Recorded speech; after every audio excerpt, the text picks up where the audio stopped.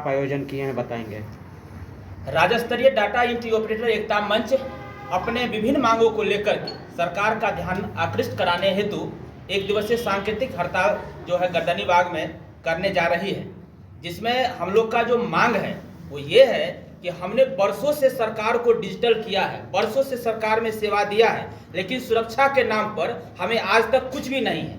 हम असुरक्षित महसूस करते हैं अपने आप को, जबकि बिहार सरकार के अंतर्गत जितने भी कार्य योजना है उसको जमीन पर सफलभूत करने में हमारी जो है ये कहिए कि हमारी खून पसीना जो है एक हो जाती है। रात रात भर हम काम करते हैं और 24 घंटा काम करने के उपरांत जब हमारी छोटी सी गलती होती है तो हमारी जो व्यवस्था वो स्वतः समाप्त कर दिया जाता है। तो इस सुरक्षा के दृष्टि से हमारी जो मांग है वो हमें सेवा सुरक्षा और 4 मांगों को लेकर के हम लोग जो है उपस्थित हुए हैं, जो संवैधानिक मांग है। और राहुल सिंह सर के पत्र में स्पष्ट लिखा हुआ है कि सरकार को इसमें बेल्ट्रॉन डाटा एंट्री ऑपरेटर के द्वारा हम लोग जो है कार्यरत है। बेल्ट्रॉन डाटा एंट्री ऑपरेटर है, programmer, IT boy, girl, stenographer, ये हम लोग कार्यरत वहाँ से होते हैं। सारी प्रक्रिया जो है बेल्ट्रॉन के द्वारा होता है। जब हमारी नियुक्ति की व्यवस्था होती है तो वो सीधे उर्मिला की ओर अग्रसारित कर दिया जाता है, जबकि वहाँ उनका कोई व्यवस्था नहीं है। और स्पष्ट हुआ है कि वेतन के मामले में भी उनकी कोई व्यवस्था नहीं है, क्योंकि सारा बेल्ट्रॉन के पास आता है और बेल्ट्रॉन उसको सिर्फ ऐसे रखे हुए हैं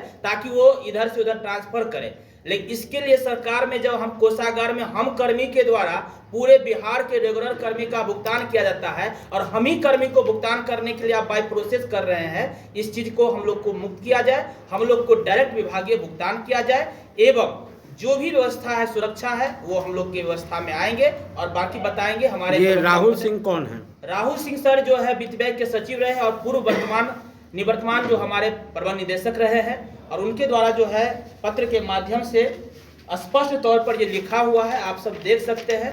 ये पत्र है 1/11/18 को लिखा हुआ, 7541 पत्रांक है। इसमें इन्होंने गणना जो उस समय में हमारी संख्या थी उसकी गणना 8000 थी, जिसमें 50 करोड़ वहाँ लिखित है कि 50 करोड़ का जो है बचत होगा सरकार को, ये जो व्यवस्था है। और बेल्ट्रॉन को भी पेनल्टी देना पड़ता है, क्योंकि ससमय भुगतान कार्यालय से नहीं आने के कारण उनको EPF ASI कटौतियों में पेनल्टी देना पड़ता है, जिसको मुक्त करने के लिए उन्होंने बताए थे कि जो BPSM जो एग्जीक्यूटिव असिस्टेंट कार्यपालक सहायक के तहत जो है जैसे भुगतान डायरेक्ट होता है, उसी प्रकार इन लोगों को करने में सरकार को 50 करोड़ की बचत, अभी वर्तमान में लगभग 125 करोड़ से अधिक की जो है सरकार को बचत होने होगी। फिर भी ये व्यवस्था क्यों, और सोर्सिंग व्यवस्था क्यों?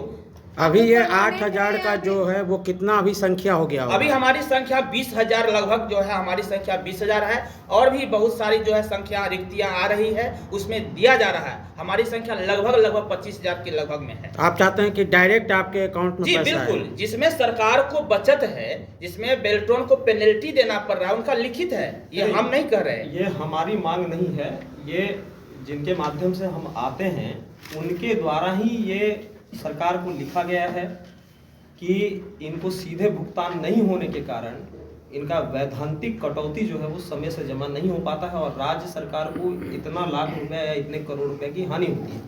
तो भैया उससे कैसे बचा जा सकता है? उससे बचने का ये जो प्रोसेस बताया गया है उसको ही हम लोग लेकर सरकार के समक्ष मांग कर रहे हैं कि राज्य सरकार इस पर गंभीरतापूर्वक विचार करे, ताकि राज्य सरकार को पैसा बचे। हम अपने पैसा की चिंता नहीं कर रहे हैं, हम राज्य सरकार के पैसा और राज्य सरकार के संसाधन की चिंता कर रहे हैं। तो ये तो पहले ये लिखा गया है। दूसरी बात ये है कि हम जिस प्रोसेस के माध्यम से आते हैं वो कहीं से भी बिहार सरकार में बहाल होने वाले सरकारी सेवकों से वो कम नहीं है।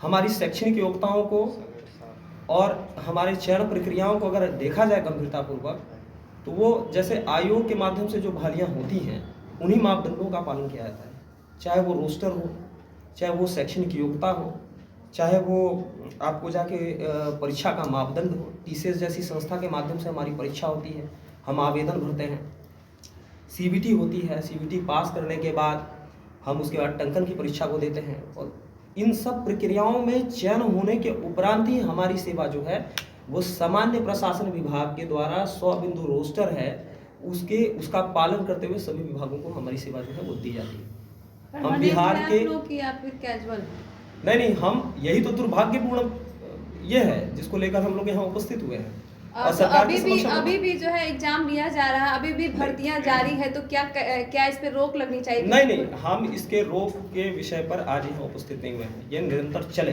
राज्य प्रगति करता है और उसमें यदि हमारा योगदान है तो इससे बड़ी बात क्या होगी। परंतु जो योगदान दे रहे हैं उनके विषय में अगर राज्य सरकार चिंतित नहीं है तो हमारा कहीं ना कहीं मौलिक अधिकार है कि उनको हम उनका ध्यान हम अपने हमारा जो समस्या है उससे उनको हम अवगत कराएं। तो इन्हीं सब विषयों को लेकर हम लोग कल, चूँकि रविवार है, हम लोगों ने यह तय किया है कि राज्य सरकार के समक्ष हम अपनी 4 सूत्री मांगों को लेकर उपस्थित होंगे, जिसमें सेवा सुरक्षा, सेवा वापसी से पूर्व अपील का प्रावधान और सीधे विभागीय संविदा नियोजन बिना परीक्षा और बिना शर्त, क्योंकि परीक्षा ऑलरेडी हम लोगों ने दे रखा है। तो फिर आप लोगों को एग्जाम देना है अभी? हाँ, ये एक और एक है अभी। ये परीक्षा किस लिए ली जा रही है? जी अभी चूंकि हम लोग आउटसोर्स हैं और सूचना प्रौद्योगिकी विभाग के द्वारा एक सूचना प्रौद्योगिकी संवर्ग नियमावली बनाई जा रही है, जिससे नियमित बहालियां होंगी कंप्यूटर ऑपरेटर, प्रोग्रामर और IT मैनेजर वगैरह की। उन परीक्षाओं में भाग लेने के लिए संविदा कर्मचारियों को वेटेज देने का हाई लेवल कमीशन ने, उच्च स्तरीय कमेटी ने अपनी अनुशंसा सरकार को की थी। चूंकि हम आउटसोर्स कर्मचारी हैं तो तकनीकी रूप से उन परीक्षाओं में भाग लेते वक्त हमको किसी प्रकार की छूट नहीं मिलेगी। यानी हम 20 वर्षों से काम कर रहे हैं तो उसका कोई अनुभव हमको काम नहीं आएगा उस समय। तो सरकार ने एक व्यवस्था बनाई है कि इनको पहले संविदा किया जाए। तो संविदा हम कैसे करेंगे?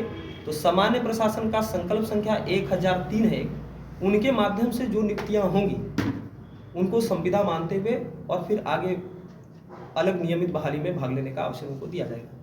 चौंकाने वाला बात यह है, जहां तक अभी हम लोग समझ पा रहे हैं, कि उस संविदा बहाली में भी हम लोगों को भाग लेने के लिए परीक्षा देना पड़ेगा और हम लोगों के द्वारा काम किए गए वर्षों का किसी प्रकार का कोई वेटेज नहीं देने जा रही है सरकार। सिर्फ और सिर्फ उम्र सीमा में छूट देने की बात हो रही है। तो विगत 8 वर्षों से 20 वर्षों से जो लोग काम कर रहे हैं उनको यदि अंक में अगर लाभ नहीं मिलेगा तो फिर जो नियमित बहाली में माफ़ करिएगा, जो फ्रेशर कैंडिडेट होंगे उनके साथ हमारी प्रतिस्पर्धा होगी और उनके साथ जब प्रतिस्पर्धा होगी तो दिन रात तो हम ऑफिस में रह रहे हैं, पढ़ने का हमारे पास समय नहीं है, तो फिर हम कैसे उस परीक्षा में बैठेंगे? बिहार में 20 साल काम करने के बाद फिर से एग्जाम देना, ये कहाँ तक उचित आपको लगता है? नहीं, बिल्कुल ये उचित नहीं है। आप चाहते हैं कि इसमें कुछ एक अलग कैटेगरी बनाया जाए, जो लोग काम कर रहे हैं उनको कुछ छूट मिले? बिल्कुल उनको छूट मिले। किस और तरह का छूट चाहते हैं? हमारा ये मानना है कि सूचना प्रौद्योगिकी विभाग का उपक्रम है बेल्ट्रॉन, कोई एजेंसी नहीं है, और उनके माध्यम से जो परीक्षाएं हुई हैं उसका राज्य सरकार को अवलोकन करना चाहिए, समीक्षा करना चाहिए, उस पर विचार करना चाहिए। और वो परीक्षा के माध्यम से जब बिहार में इतने लोग दक्ष लोग काम कर रहे हैं तो उस आधार पे ही उनको सीधे संविदा कर देना चाहिए। फिर कोई प्रश्न ही नहीं है, हम सीधे संविदा होंगे। और हमारी ये मांग नहीं, हम बार बार इस चीज़ को कह रहे हैं कि राहुल सिंह ने स्वयं इस चीज़ को लिखा है, राहुल सर ने स्वयं इस चीज़ को लिखा है कि इनको सीधे विभागीय संविदा नियोजित किया जाना चाहिए ताकि इनका भुगतान समय से हो सके और राज्य सरकार को भी पैसा बचे। आज के डेट में बिहार को राजस्व का कितना नुकसान हो रहा होगा आपके हिसाब से? देखिए, जिस समय ये लिखा गया था चिट्ठी सरकार को, उस समय हमारी संख्या 8000 थी और 50 करोड़ रुपया वार्षिक क्षति का जिक्र उसमें किया गया था। आप अनुमान लगा सकते हैं कि 20,000 वर्तमान में हमारी संख्या है और ये संख्या रुपयों का कहाँ तक जाएगा। तो ये दुगना हो गया मेरे ख्याल से। एक 50 करोड़ उस समय था, 1 अरब रुपया अभी मानकर चलिए। 1 अरब रुपया का वार्षिक बचत राज्य सरकार को होगी, हमको नहीं होगी। कल जो आप लोग धरने पर बैठ रहे हैं तो उसके पहले आप लोग अपने विभाग के या फिर किसी अधिकारी से मिले जाकर के कि आप लोग धरने पर जा रहे हैं, उसका कुछ नुकसान फायदा? देखिए, एक तो कल राजपत्रित अवकाश है, रविवार है, और हम लोगों ने आपातकालीन सेवा में जो लोग काम कर रहे हैं, हमारे अध्यक्ष महोदय ने एक चिट्ठी जारी किया है, जो आपातकालीन सेवा में हैं वो अपने आपातकालीन सेवा का काम जारी रखेंगे। उनको धरना प्रदर्शन में भाग लेने के लिए जो है छूट दी गई है। जो लोग कल पहुंचेंगे उनका संभवतः ऑफिस कल बंद रहेगा और हमारा उद्देश्य सरकार के काम को प्रभावित करना नहीं है। हमारा उद्देश्य सरकार को अपनी मांगों को सरकार के समक्ष रखना है ताकि समय रहते जो समस्या है, जो त्रुटियां हैं, उनका निराकरण करते हुए सरकार हमारी मांग माने और हमको संविदा कर्मी का या राज्य कर्मी का दर्जा दे। अपना परिचय दीजिए। प्रतोष कुमार पांडे।